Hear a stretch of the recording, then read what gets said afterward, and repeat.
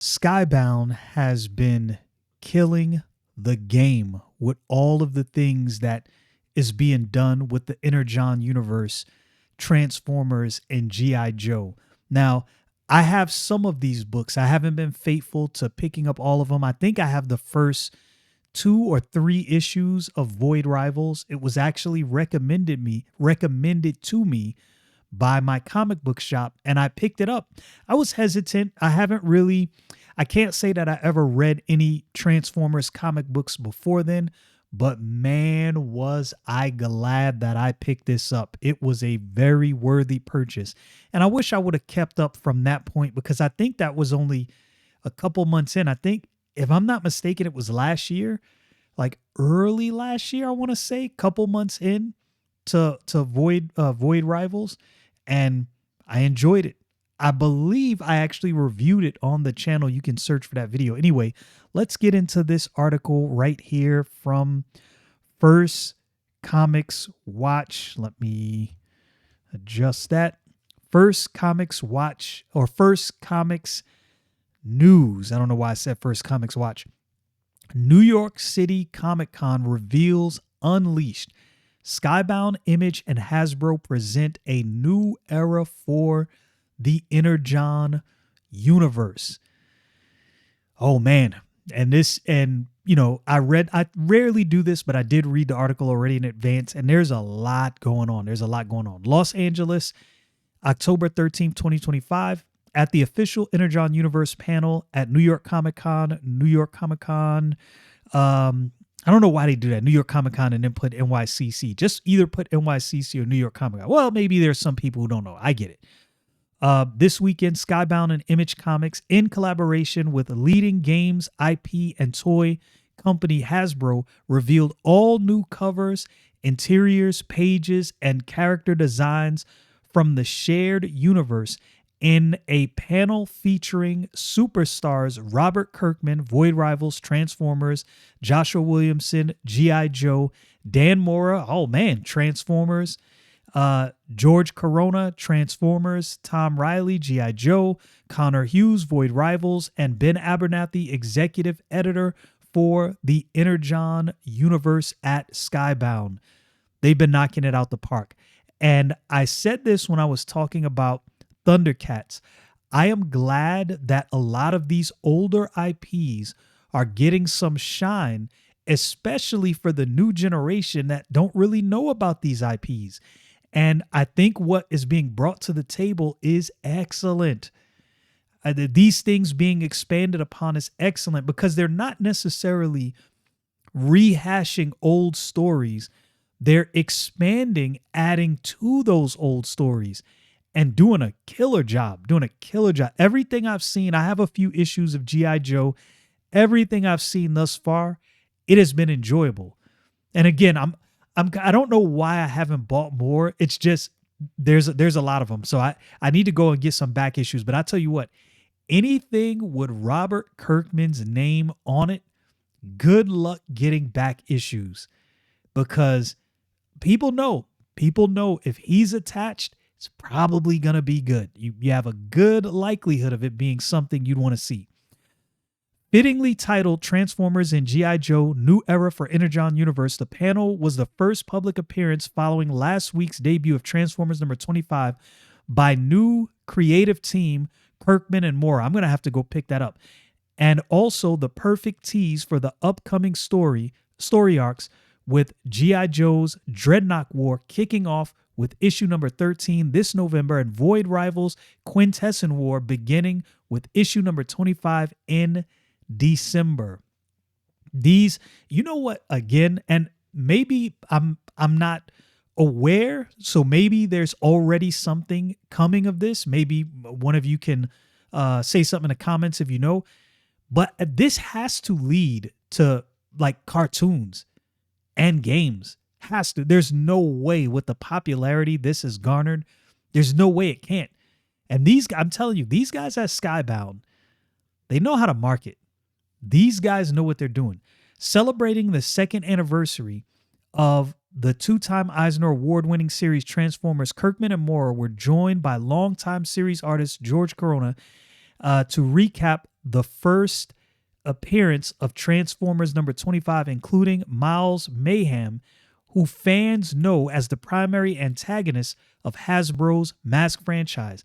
Then it was time to look toward the future as they showed off covers and interior pages from Transformers number 26 and announced the return of Autobot Brawn coming in Transformers number 27 this December. Finally, Kirkman revealed that the newest 7.25-inch leader scale Optimus Prime action figure honoring the epic scene where in the chaotic battle with Skywarp and the Decepticons, Optimus Prime's right arm is badly damaged when Optimus uses the Matrix to power a hospital and save the patients instead of fixing himself. Ratchet comes to his leader's aid and grabs Megatron's arm cannon and all onto Optimus' shoulder.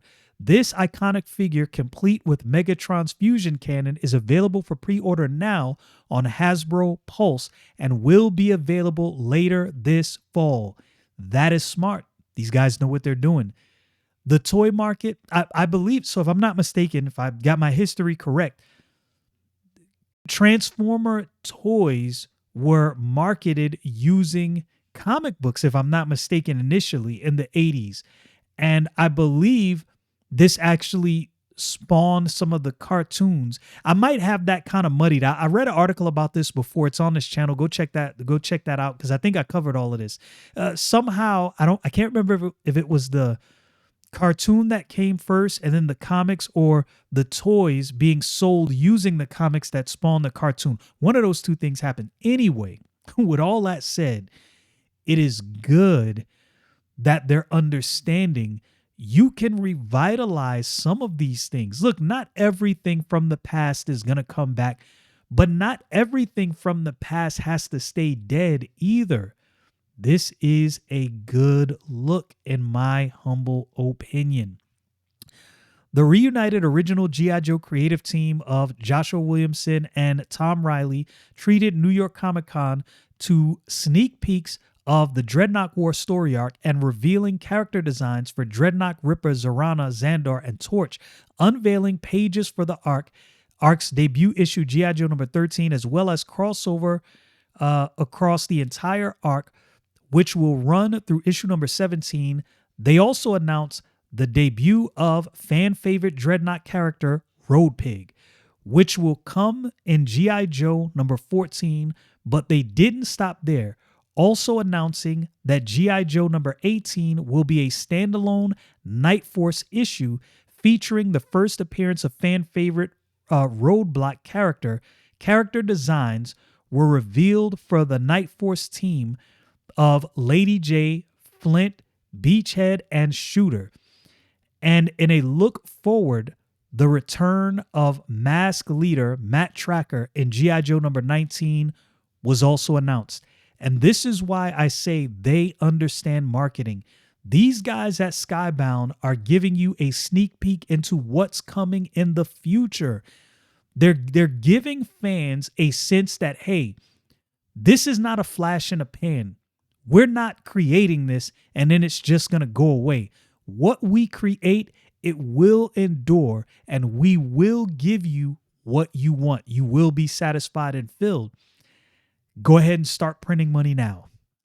Very smart. The current Void Rivals creative team of Kirkman and Conor Hughes discuss major moments from Hughes' current arc with crowd-pleasing characters Skuxoid, Reilly, and Pythena at the forefront. Kirkman also speculated on the horrors and surprises awaiting the Sacred Ring in the Quintesson War arc, which will see Andre Bresson, Destro, join on as series artist for Void Rivals' biggest story yet. As new cover reveals for Void Rivals number 25 and 26 tease this Energon Universe epic.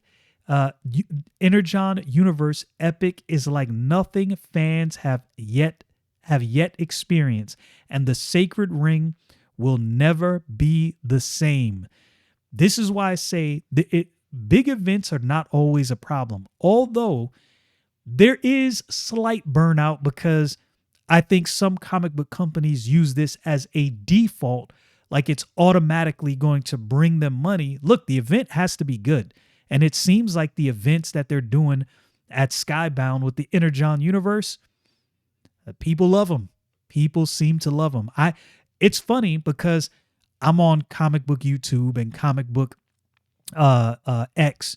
So I follow a lot of comic book channels, and there's always a plethora of opinions across different comic books where some people like them, some people don't. You might love a book and then you get a critical opinion of that book. But I'm not going to say across the board, but generally, I have not heard much bad press from anyone about the Energon Universe. I'm not saying it's all good, but I'm saying it's the majority of what I've seen has been good. And all the books that I've bought, Transformers and G.I. Joe, I've enjoyed every one. Crazy. There's one, I can't remember what it was called, and I meant to review it. It's just art. It's called like G.I. Joe Silent or something like that. Even without any words, I was going to say I read. I flipped through this book and I'm like, this was dope. Even though there's no words, I'm kind of crafting what's being said as I'm flipping through the book. Yeah, I loved it. I thought it was great.